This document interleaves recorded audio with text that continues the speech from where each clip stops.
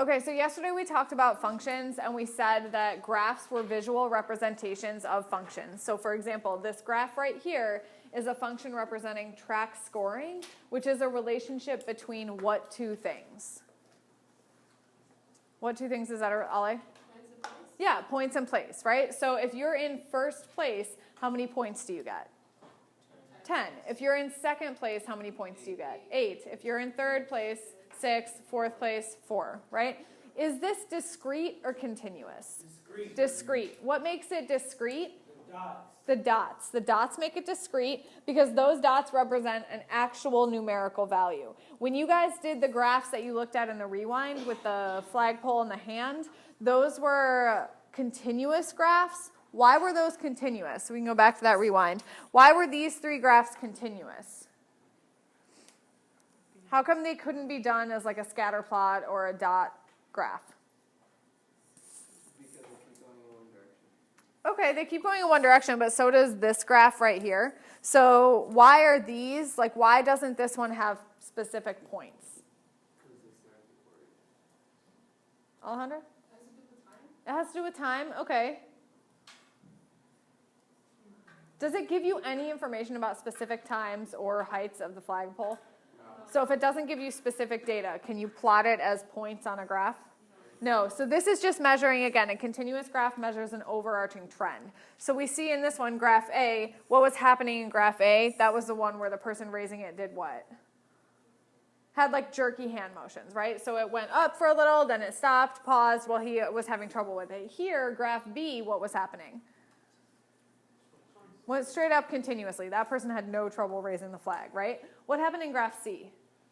They went up they raised it for like a faster period. Yeah, they started strong, right? And then as they got closer to the top, they got tired or whatever. And so their rate trickled down a little bit. But it never said person A raised the flagpole at 2 miles per hour and then 4 miles per hour and then 6 miles per hour. All it tells you is a general trend, right? They raised it at a consistent pace, so it's a continuous graph. Whereas this one is a discrete graph because it's got specific points. Those graphs, those points, can also be stored in a table. So this table right here is the exact same data that's put in this graph, okay? This table right here is exactly the same. All right, so this data, place 1, still gets 10 points right here in this table. So you guys need to be able to work back and forth between a table and a graph. You'll also need to be able to do it as a mapping diagram, and this is what a mapping diagram looks like.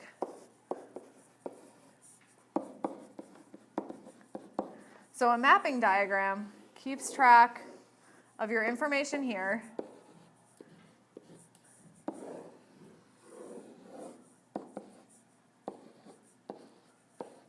And then it just maps it to the corresponding point. All right, this is called a map. So the map just takes your one set of data and puts it in a box here, and your other set of data and puts it in a box next to it, and then it connects them with arrows. It's not always necessarily going to be that they go straight across, okay? If you had the 10 down here, your arrow would go down that way. So those are the 3 ways that we're going to talk about displaying a function. So they all represent the same exact thing, and all of those things are ordered pairs. What's an ordered pair? It's an ordered pair. Oh, it's like a coordinate, right? So all of these things represent specific coordinates. This coordinate would be 1, 10. What would this coordinate be? 2, 8. The next one would be 3, 6. And the last one would be 4, 4. All right, so those 4 coordinates are represented in all 3 of these, in the table, in the graph, and in the mapping diagram. And you need to be able to write all 3 of those with this information. That's what a function is. So Brendan told us yesterday, I think it was Brendan told us yesterday, that a function is an input and an output, right? So when you plug in x, you get this y, all right? So in every ordered pair, this is your x value, and this is your y value. So the first coordinate is your x value, the second coordinate is your y value. Same thing here. These are my x's. This right here, these are my x's. These are my y's. Up here, here are my x's. Here are my y's. Right here, these are my x's, these are my y's. So all of those represent the x's and y's coordinates of those 4 ordered pairs. There's just different ways that we can graph them. And these are all called relations.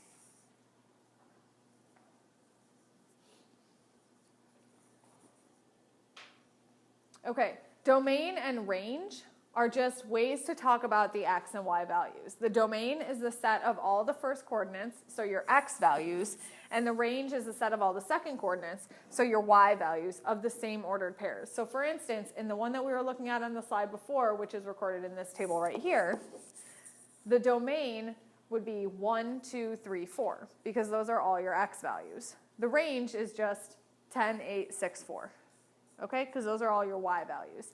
How do you write them? What are these things called? Does anyone remember those like wiggle things? We talked about them in order of operations, not brackets, but braces. These are called braces. So when you write a domain and you write a range, you put them in braces because braces indicate that it's a set of numbers. What does set mean? What's a set?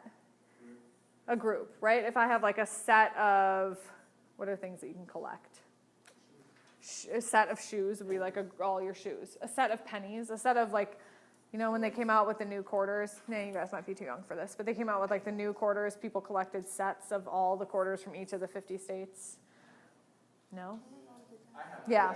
See, people did it. Yeah, they make like a book, right? And you put each little quarter into them. What'd you say your grandpa did it? My grandma gave me one. Yeah, and you didn't collect them? No, I haven't. Oh. I just don't. I don't know where they're at. They're somewhere around. You should find them. That's worth money. You could take them out and spend them. It's like 50 packs of gum. All right. So domain are all the x values, and range are all the y values. So when you have a table like this, or when you have a mapping diagram like this, let's say I had a mapping diagram of,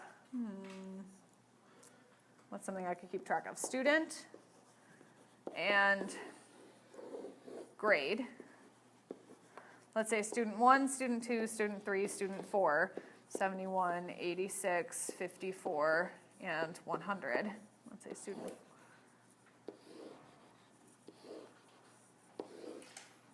All right, what would be your domain in this mapping diagram?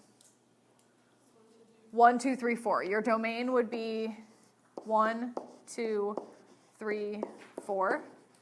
All right, and I'm just going to abbreviate that with a D. And then your range would be what? 71, 86, 54, and 100. So essentially all you're doing is collecting the data. These are your x values for student, so that goes in your domain. These are your y values for grade, so that goes in your range, okay? So when you have them written in an ordered pair, like if I gave you a set of ordered pairs, 5, 2, 8, 7, -1, -3, and I asked you for the domain, what would be the domain of this set of ordered pairs? 5, 8, -1. Why? Why is that the domain? That's just how it is because those are your what? X values, right? So then the range would be what? 2, 7, -3. All right, so that's your domain and your range for that set of ordered pairs. Okay, now, domain and range when you're given a set of ordered pairs or a table or a discrete graph is pretty easy to come up with because you have very specific x and y values. What's the difference when you have something like this? What's happening in the graph on this slide? Is it discrete or continuous?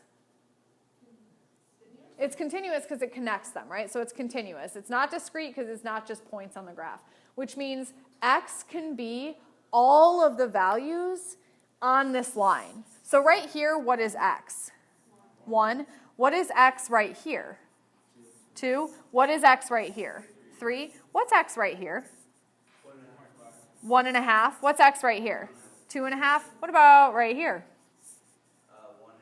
1 With like 1 3/4, right? Yeah, so like 1.75. So if I'm going to make a domain for that, do I really want to say like, well, x could be 1, could be 1.5, 1.75, 2. Do I want to make that whole list? No, that is annoying, right? Because how many points are there between all those?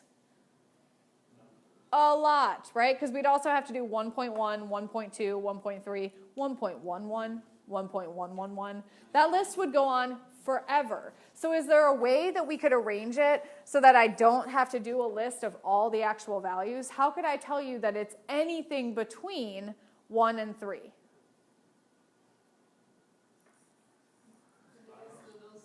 using those thingies. What are those thingies? Greater than or equal to. Greater than or equal to, less than or equal to signs, right? So we know that the domain is what values? Domain goes with your x or y, goes with your x's, right? So what's the smallest that it could be?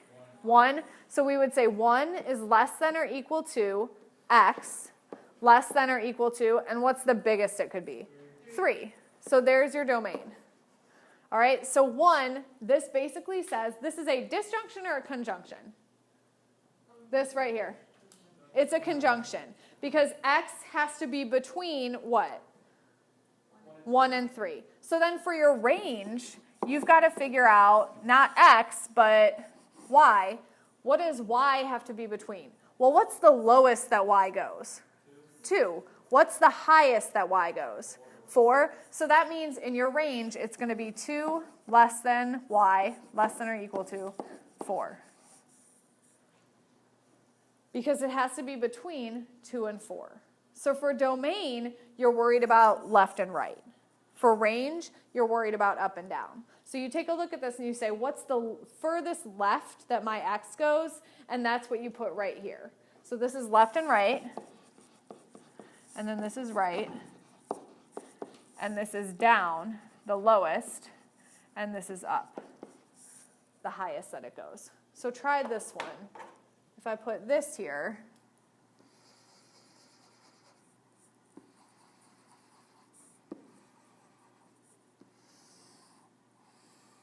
and I want to do the domain and range of this green one. So domain is my x values, right? So I'm going from left to right. How far left does that green line go? 0. It starts at 0, right? So 0 is the farthest left. It's always going to be a less than sign, just like this, all right? And then how far right does it go? 5. All the way to 5. It goes all the way to 5. Because if I look at the x-axis, my line starts right here and then goes all the way to 5 right here. So that's less than or equal to 5. And then the range, what's the lowest that the range goes? 1. Does it start? 1 is over here, but it actually goes all the way down to 0. So the lowest it goes is 0. And what's the highest that it goes? 3. It goes up to 3. All right? So all this is your range because it covers from 0 up to 3. And then from 0 to 5 is your domain because it goes all the way from 0 to 5.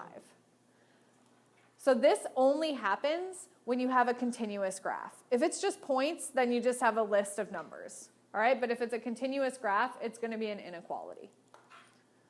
Questions on this?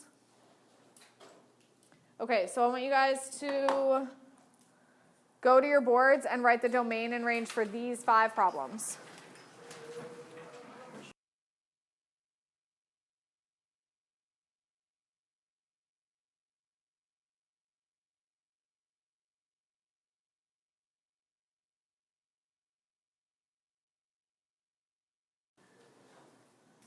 Okay, so how can we tell if a relation is, or if a relation is a function? So every set of ordered pairs is a relation, no matter what. But certain of them are functions. And if it's a function, that means when you graph it, it looks like what? What happens when you graph a function? What would it look like if you graphed a set of ordered pairs? It typically looks like a line, right? If it's a linear function, it looks like a line. I think we talked about this earlier. If it's an exponential function, it looks like a parabola, like the U.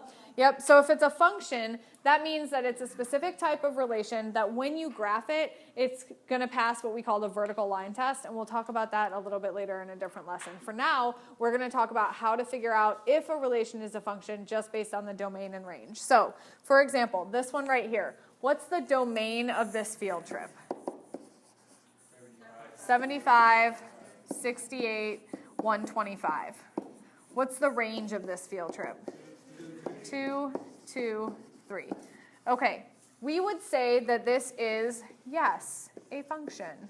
Yes, this is a function because to be a function, every single domain has to go with exactly one range. So we'll talk about what that means in just a second. So that means that every domain has to go with one range. So 75 goes with 2, 68 goes with 2, 125 goes with 3. What that means is that your domain cannot repeat. And here's the example that I always use with this. So I need, let's see.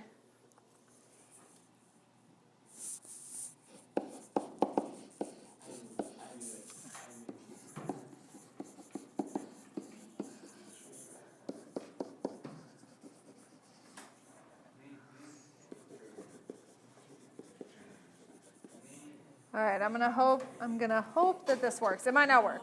Okay, so we have student right here.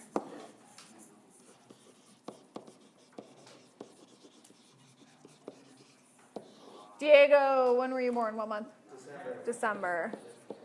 All right, Clarissa, what month? August. August, perfect, yes.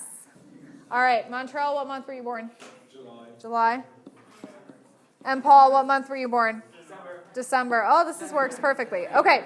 All right. Eyes up here. Anybody born in March? Me too. You were. Did you lie? All right. Okay. So, what is our domain here? What is our domain? Diego, Clarissa, Esmeralda, Montrell, and Paul. That's our domain. That's our X values. What are our Y values? What's our range? December, August, August, July, December. Okay, now, if I were going to do a mapping diagram, I could say that Diego maps down here. I could say that Clarissa maps in August, Esmeralda maps in August, Montrell maps to July, and Paul maps to December. Does that work out? Is that okay that Paul was born in December, but so was Diego? Yes. Yes, that's fine. All right? So this is a function. Yes, this is a function. All right? So we would say this is a function because each domain has one specific month that it goes with. Now, could it work the other way? Could, for example, could Esmeralda have been born in August and also December? No, it's not possible for Esmeralda to go with August and also go with December. So if I put this in here and I said Esmeralda was born in August, but then she was born again in December, that is not a thing that can happen, right? Once you're born, there's no going back, all right? Are you going to talk about reincarnation, born-again Christians, or... Okay, go. Okay, you know how parents says, like, I brought you into this world. I feel like I should pause this. Yes, I do know that. You'd be shoved back into the womb and then months later, and then... No, that is not a thing. Brendan?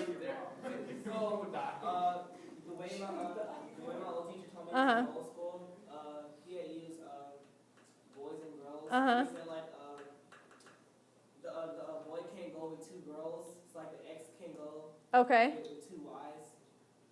But the Y can go with two X's? Oh. Well, that just doesn't seem fair. Okay, so I'm not necessarily going to use that as an example. So here's what I'm... All right, okay, Braylon. There was a baby that was actually born twice. I know. That, like, just happened, right? I know. And I saw that news story, and I literally read that news story, and I was like, oh, my God, this is going to ruin my lesson on functions. But besides that very extreme medical miracle that happened where they took the baby out of the womb, did surgery on the baby, and put the baby back in the womb, and then it was born again. Yes, and she lived, and it's very cool. Okay, but that was a miracle. Let's go back to this example. So if you are born, I'm going to wait 1 second because it's getting too loud. So if you are born in August, you cannot also be born in December. So if we put this in here, it's no longer a function. Basically, if the domain repeats, then it's not a function because each domain has to only go with one range. All right, the range can repeat. It's just fine that multiple people were born in December. Is anybody else born in December? Yeah, lots of you guys. Does that make the world stop? No, lots of people can be born in December. However, if you are born in December, you cannot also be born again in January. Okay, so if it's going to be a function, that means the domain cannot repeat. Yes? I have a question. Like, on the subject of the baby who was born, Can we pause that? Can we finish this and then you can ask questions about the baby who was born? Okay.